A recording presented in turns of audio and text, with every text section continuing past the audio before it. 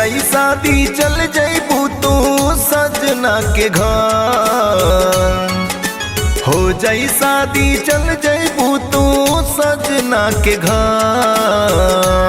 तोहरे आशिकी जी कैसे बोलल भर, तोहरे आशिकी जी कैसे बोलल भर। गम के चादर ओढ़ा के जइबू, गम के चादर ओढ़ा के जइबू हमरा ऊपर। तोहरे आशिकी जी कैसे बोलल भर, तोहरे आशिकी जी कैसे बोलल भर।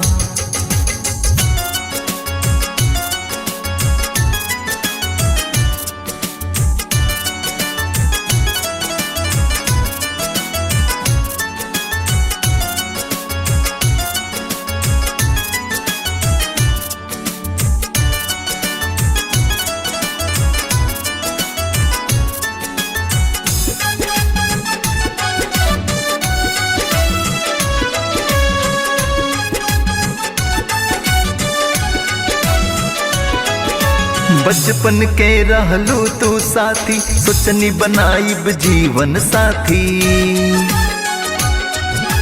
बीच भंवर में छोड़ के गईलू, रिश्ता नाता तोड़ के गईलू।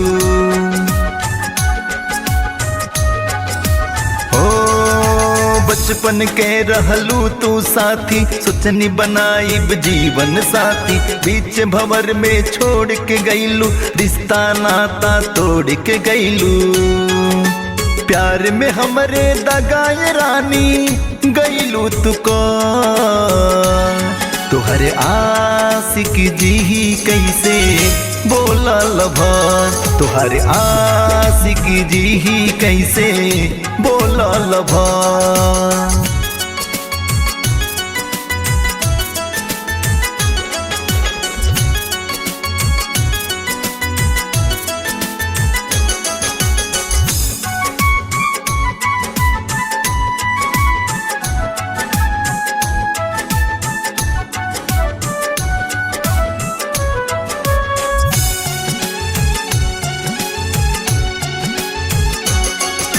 दिल के आपन कुल खजाना कौ दिहनी तोहके बैनामा।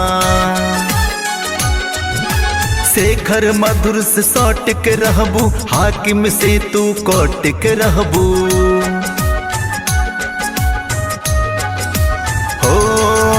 दिल के आपन कुल खजाना कौ दिहनी तोहके बैनामा। शेखर मधुर से सौट के रहबू, हाकिम से तू कोट के रहबू।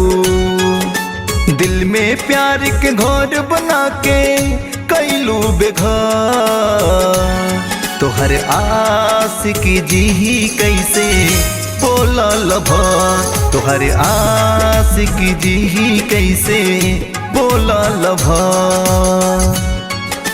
हो जाई शादी चल जाइबू तू सजना के घर।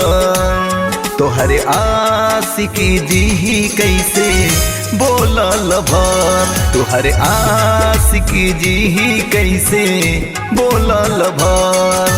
गम के चादर ओढ़ा के जइबू, गम के चादर ओढ़ा के जइबू हमरा ऊपर।